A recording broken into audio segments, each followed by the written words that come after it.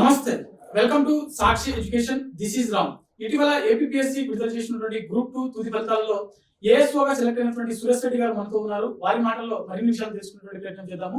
నమస్తే సార్. నమస్తే sir. Sir ఒకసారి మీ ఫ్యామిలీ బ్యాక్గ్రౌండ్ గురించి అండ్ మీ నేటివ్ ప్లేస్ గురించి ఒకసారి చెప్పండి. సార్ నా పేరు కర్ణాటి సురేష్ రెడ్డి. నేను కడప నుంచి సార్, కడప టౌన్ నుంచి. మా నాన్నగారి పేరు కర్ణాటి కృష్ణారెడ్డి, అమ్మ ఉమామహేశ్వరి. మాది వచ్చేసి 25 ఇయర్స్ నుంచి కడపలోనే ఉన్నాం. యాక్చువల్లీ కాజీపేట మాది, నియర్ బై మండల్. తర్వాత ఇప్పుడు కడపలోనే సెటిల్ అయిపోయి మా నాన్న సెల్ఫ్ ఎంప్లాయిడ్ సార్. మాకు చిన్న టిఫిన్ సెంటర్ ఉండే, దాని నుంచే కష్టపడి చదివించారు. తర్వాత ఎడ్యుకేషన్ బ్యాక్గ్రౌండ్ వచ్చేసి బీటెక్ వచ్చేసి తమిళనాడు శాస్త్ర యూనివర్సిటీలో చేశాను. అది అయిపోయిన తర్వాత ఎంటెక్ చేశాను ఎన్ఐటి ట్రిచిలో, పవర్ సిస్టమ్స్ తిరుచినాపల్లి. దాని తర్వాత జాబ్ చేశాను సార్, 2.5 years జాబ్ చేశాను. ఆల్స్టామ్ అనేసి బెంగళూరులో మెట్రో మ్యానుఫ్యాక్చరర్, ఫ్రెంచ్ కంపెనీ అది. దాని తర్వాత అప్పుడు అనిపించింది సార్ యూపీఎస్సీ కూడా ఒకసారి ఇవ్వాలి, ప్రిపరేషన్ స్టార్ట్ చేయాలనేసి. అప్పుడు డిసైడ్ అయ్యేసి ఇంకా నేను యూపీఎస్సీ ఆల్మోస్ట్ 3 years సార్. 2023 స్టార్టింగ్లో స్టార్ట్ చేశాను సార్ యూపీఎస్సీకి. 23 ఎండ్లో నోటిఫికేషన్ వచ్చింది, గ్రూప్ 2 నోటిఫికేషన్. అప్పుడు ఇంకా సరే ఇవ్వాలి, అటెంప్ట్ ఇవ్వాలి గ్రూప్ 2 గ్రూప్ 1 కూడా అనేసి సిన్సియర్గా ప్రిపరేషన్ చేశాను. ఏఎస్ఓగా సెలెక్ట్ అయ్యాను sir. So once again congratulations sir. Sir ఒకసారి మనకు మీ యొక్క ప్రిపరేషన్ జర్నీలో అమిగోస్ కోచింగ్ ఇన్స్టిట్యూట్ ఏ విధంగా సహాయపడింది? సార్ యాక్చువల్లీ ప్రిలిమ్స్ వరకు నేను సెల్ఫ్ ప్రిపరేషన్ చేశాను సార్. అంటే టెస్ట్ సిరీస్ కూడా ఏం చేయలేదు. బట్ దాని తర్వాత మెయిన్స్కి ఖచ్చితంగా టెస్ట్ సిరీస్ అవసరం నాకు చాలా ఉంది అనేది అర్థమైంది సార్. ఓకే. సో ఆ టైంలో నేను అమిగోస్ని అప్రోచ్ అయ్యాను. అమిగోస్ టెస్ట్ సెంటర్కి వచ్చాను. సెంటర్కి వచ్చేసి సార్ని రఫీ సార్ వాళ్ళని కలిశాను.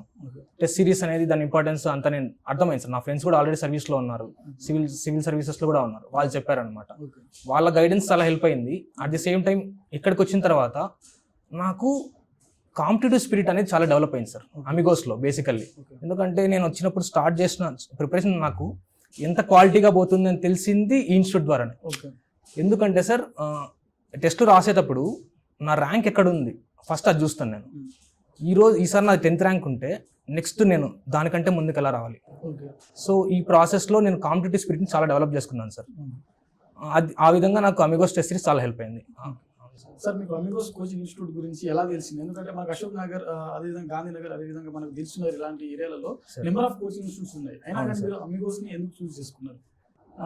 Sir actually question quality sir.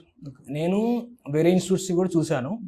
So at the same time నేను ఇంకో చోటు కూడా టెస్ట్ సిరీస్ జాయిన్ అయ్యాను సార్. నాకు అమిగోస్లో quality of the test series చాలా నచ్చింది sir. They are giving their efforts sir. ఏదో బయట నుంచి క్వశ్చన్స్ తీసుకొని ఇవ్వడం కాకుండా they are framing the questions with the అంటే ఫ్యాకల్టీ, మంచి ఫ్యాకల్టీ ఉంటారు కదా, ఎమినెంట్ ఫ్యాకల్టీ, వాళ్ళు ఆ కేర్ తీసుకొని టెస్ట్ సిరీస్ ప్రిపేర్ చేయడం నాకు బాగా అనిపించింది. సో అక్కడ చూస్తే క్వశ్చన్స్ అమిగోస్ టెస్ట్ సిరీస్లో నాకు ఏమనిపించింది అంటే యూపీఎస్సీ స్టాండర్డ్లో ఉన్నాయి సార్ క్వశ్చన్స్. సో అది బాగా అనిపించింది నాకు. ఆ లెవెల్లో ప్రిపరేషన్ చేస్తే పేపర్ టఫ్గా వచ్చినా కానీ will be well ready for the exam. అది నాకు బాగా అనిపించింది. సార్ మీరు యూపీఎస్సీ అండ్ గ్రూప్ 1 లాంటి ఎగ్జామ్స్ ఏమైనా రాశారా? రాశాను సార్. నేను యూపీఎస్సీ వచ్చేసి 3 attempts అయిపోయినాయి. 3 attempts అయిపోయినాయి. నేను యాక్చువల్లీ 2023లో స్టార్ట్ చేస్తానని చెప్పాను నేను సార్. అప్పటి నుంచి నేను రాసుకుంటూ వచ్చాను అటెంప్ట్స్. దాని తర్వాత గ్రూప్ 1 వచ్చేసి నేను 2 సార్లు మెయిన్స్కి వెళ్ళాను. నాకు మెయిన్స్ రాశాను, but I missed by margin. అప్పుడు కూడా ఒక 30 marks పోయింది సార్.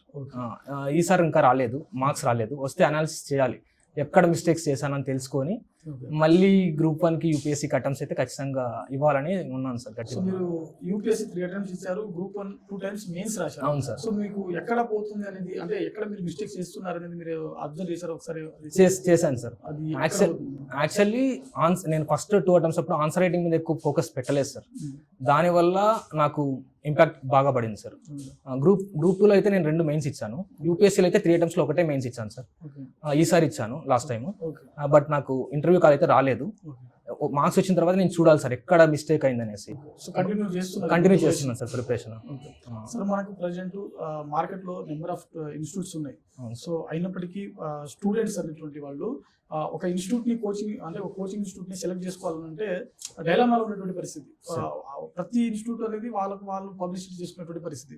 సో ఒక బెస్ట్ ఇన్స్టిట్యూట్ ని సెలెక్ట్ చేసుకోవాలంటే స్టూడెంట్ ఎలాంటి క్వాలిటీస్ చూడాలి? ఫస్ట్ ఫ్యాకల్టీ కావచ్చు, లేకుంటే ఇన్స్టిట్యూట్ పరంగా కావచ్చు, ఫెసిలిటీస్ పరంగా కావచ్చు, ఎలాంటివి చూసుకోవాలి? అప్పుడు మనం ఆ ఇన్స్టిట్యూట్ లో చేరితే మనకు జాబ్ రావడానికి అవకాశం ఉంటుంది సార్. మెయిన్ గా వచ్చేసి నన్ను అడిగితే సార్, ఫస్ట్ వచ్చేసి ఇన్స్టిట్యూట్స్కి వెళ్ళి వాళ్ళు డెమో క్లాసెస్ వినాలి సార్. తర్వాత వచ్చేసి సీనియర్ గైడెన్స్ సార్, ఓకే ఇది చాలా ఇంపార్టెంట్. ఓకే అశోక్ నగర్లో అందరూ ఉండేది ఆస్పిరెన్సే సార్, సీనియర్స్ చాలా మంది ఉంటారు. You go and contact them, ask there opinions and institutes కూడా, వాళ్ళు జెన్యూన్ ఒపీనియన్స్ ఇస్తారు సార్. ఇప్పుడు మనం ఫస్ట్ ఇన్స్టిట్యూట్కి వెళ్తాము, ఒక 2-3 వాళ్ళు ఫిల్టర్ చేసుకుంటారు సార్ ఇన్స్టిట్యూట్స్ బాగుండొచ్చు అనేసి. అప్పుడు మీరు డెమో క్లాసెస్ అటెండ్ అవ్వాలి sir. Okay plus at the same time faculty ఎలా ఉంది అనేది వాళ్ళ ప్రొఫైల్ ఒకసారి చెక్ చేసుకోవాలి సార్, ఇది చాలా ఇంపార్టెంట్. ఓకే దాన్ని బేస్ చేసుకొని ముందుకెళ్తే I think they can make the right judgement. Sir ఇప్పుడు స్టూడెంట్స్ చాలా మంది 3-4 అటెంప్ట్స్ ఇచ్చినప్పటికీ యూపీఎస్సీ గ్రూప్ 1 లాంటి ఎగ్జామ్స్ లో సక్సెస్ కానటువంటి పరిస్థితి సార్. సో వాళ్ళు జనరల్ గా చేసేటువంటి మిస్టేక్స్ ఏంటి సార్? అసలు మీరు ఆల్రెడీ 3 అటెంప్ట్స్ యూపీఎస్సీ సార్. ఇచ్చారు, 2 టైమ్స్ గ్రూప్ 1 మెయిన్స్ రాశారు. సార్. సో మీరు అబ్జర్వ్ చేసినటువంటి ఈ స్టూడెంట్స్ ఎక్కువగా చేస్తున్నటువంటి కామన్ మిస్టేక్స్ ఏంటి అని అంటే మీరేమంటారు? సార్ యాక్చువల్లీ అటెంప్ట్స్ ఇవ్వడానికి మిస్టేక్స్ అని కాదు సార్, ఎందుకంటే ఫస్ట్ అటెంప్ట్లోనే రావడం చాలా కష్టం sir. It's a long journey first fundamentally. UPSC కానీ గ్రూప్ 1 కానీ ఇట్స్ లాంగ్ జర్నీ సార్. మనము అటెంప్ట్ ఎప్పుడు ఇస్తాను, ఫర్ ఎగ్జాంపుల్ నా కేసు తీసుకుంటే సార్, నేను ప్రిపరేషన్ స్టార్ట్ చేసినప్పుడు అటెంప్ట్ ఇచ్చాను సార్, కాబట్టి నాకు 3 అటెంప్ట్స్ అయిపోయినాయి. సో ఇది ఫస్ట్ థింగ్ సార్. సో అటెంప్ట్స్కి మనము ఏమనాలి, అటెంప్ట్స్ ఎన్ని ఇస్తాము అంటే ప్రిపరేషన్ అయిపోయిన తర్వాత మనం అటెంప్ట్ ఇస్తామా, లేకుంటే ప్రిపరేషన్ స్టార్ట్ చేసినప్పుడు అటెంప్ట్ ఇస్తామా అనేది ఇంపార్టెంట్ సార్. నేను ఎందుకు ఇచ్చాను అంటే ప్రిపరేషన్ స్టార్ట్ చేసినప్పుడే నాకు ఏజ్ అయిపోతుంది సార్ మళ్ళీ, ఎందుకంటే I have a long track record. ఇట్లా చూసుకుంటే నేను బీటెక్ చేశాను, ఎంటెక్ చేశాను, జాబ్ చేశాను, సో నాకు ఎగ్జాస్ట్ అయిపోతాయి అటెంప్ట్స్. అందుకోసం అనేసి నేను ఇమీడియట్గా ఇవ్వాల్సి వచ్చింది. బట్ స్టూడెంట్స్కి నేనేం చెప్తున్నానంటే, if you are starting at 21, ఒక 2 years మీరు ప్రిపరేషన్ బాగా చేసేసి 23కి స్టార్ట్ చేసుకోవచ్చు అటెంప్ట్స్. ఇంకా మిస్టేక్స్ విషయానికి వస్తే, అందరూ ఇప్పుడు అచీవర్స్ ఉంటారు, ఐఏఎస్ క్రాక్ చేసిన వాళ్ళు కానీ, సివిల్స్ క్రాక్ చేసిన వాళ్ళు కానీ, గ్రూప్ 1 క్రాక్ చేసిన వాళ్ళు చేసిన మిస్టేక్స్ ఆల్రెడీ వాళ్ళు చెప్తారు, అవి చూడండి. ఏంటి, ఫర్ ఎగ్జాంపుల్ ఆన్సర్ రైటింగ్ ఉంటుంది sir. Answer writing it is the common mistake everyone will do, missing the answer writing. అంటే వీల్ నెగ్లెక్ట్ ఇట్ బేసికల్లీ. సరే తర్వాత చేద్దాము, will wait for the exact time sir. Right టైంలో start చేద్దాం అనుకుంటాం, but there is no such thing call right time. నువ్వు start చేస్తే అదే రైట్ టైం. సో అది చాలా మేజర్ మిస్టేక్ సార్. మనకు పర్ఫెక్షన్ వచ్చినాక మనం చేద్దాము ఆన్సర్ రైటింగ్లో అనుకుంటాం సార్, కానీ ఈ ప్రాసెస్లో ఏమవుతుందంటే you are missing your valuable time. Every day 5 questions రాయడం correct sir. 5 questions 6 questions 2 questions అయినా సరే.